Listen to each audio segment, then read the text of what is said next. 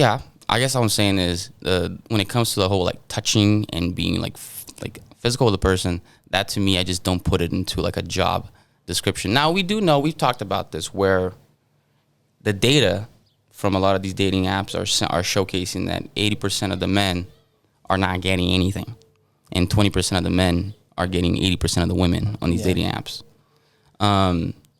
Give or take, that number can go up and down, but I definitely know for a fact that I've gone into other girls' dating apps.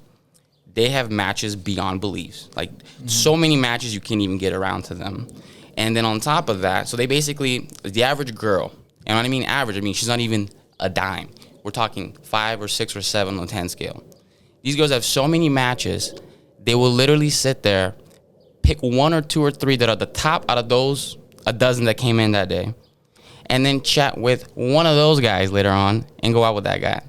So when you look at those odds that you have as a dude to go out with some of these girls, not even like the top of the food chain, the odds is not looking good for the dudes out there because of how the dating apps have developed themselves. It seems like the men are not picky at all. They're swiping on all the women, and the women are extra picky.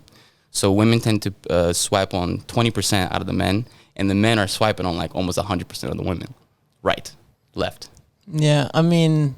This is stats. This is not my opinion. I'd say the this average, is stats. yeah. I think the average person is pretty clueless when it comes to dating in general, and like just hasn't put the time and the effort in to really like learn about psychology and like learn about what works. You know. And for the record, for those chicks who are getting a bunch of matches, those are some of the same women who are talking about how they're unhappy with their results.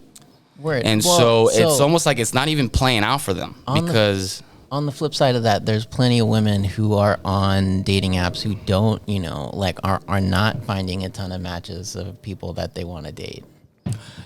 Right. I think they're all still getting matches. They're just not necessarily getting much of the matches of the guys that they want to go out with, perhaps. Yeah. So, I mean, well, that's the thing. It's like women will match with like 10 guys that they may potentially be interested in. That day.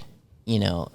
No, like it's that day, dude. I'm sorry. Like, no, I know. I've been on there too. Any like woman who's like, you know, like decently attractive. Just yeah, true. But you know, it's like they'll match with people and then they'll get like 2 like hey babies, like you 3 know, dick like, pics. Yeah, 3 dick pics, and you know, it's like, and so it's like for like women have to wade through these, like, you know, guys are just so clueless. And like, you know, it's like actually, so, you know, you're talking about, you've been studying this for a few years, like in high school, I was hella shy and I like didn't, you know, like know how to talk to girls. Like women found me attractive or like girls found me attractive, and like but I was just like so shy and I really wanted to learn like how to talk to women. So I spent time, searching, you know, researching female psychology and like dating and stuff. And so I literally spent a few years like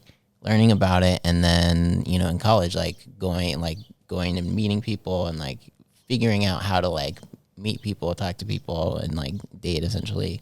And then, and it really paid off and really led me to just interpersonal psychology in general. And, for sure. And books like How to Win Friends and Influence People and like Think and Grow Rich, and like, you know, and then really I think it is probably what originally started on my like self-improvement and like you know, consciousness, and ultimately like led me to meditation and really just on this path of self-improvement. Okay, so anyway, so yeah, you know, I just, when I was younger, I took some time to learn about, you know, male female psychology and like how to talk to people and really just how to improve my communication skills, and then practiced a lot and like even got into sales and stuff. And I feel like it's such a valuable like set of skills to learn, and I feel like it's just, you know, everybody should spend some time learning just communication skills, like how, you know, learning about body language and really just like figuring out how to communicate with people and like influence people, you know, in a positive way. I think How to Win Friends and Influence People is like a great resource for that.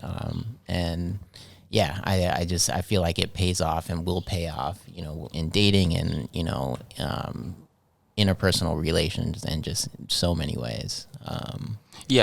Learning game for men in your early years is a must. And you don't need to be like a player or a pimp because of it. It just means you know how to hold it down in social environments. Yeah. And it pays off in business. No, it does. Time. It's, once again, if you're dealing, you know how to deal with women, you know how to deal with humans in general, and you understand the psychology behind thinking, which it goes way beyond sexuality. It really, what you're going to learn is, what do people desire? And once you understand what people truly desire, you can get to the results that you want. Yeah. All right. Thanks for watching this clip from Appropriate Culture. If you want to watch the full episode, go ahead and check out us at appropriateculture.com. You can also check us out on social media platforms at Appropriate Culture. Like, subscribe, and we'll see you guys on the next one.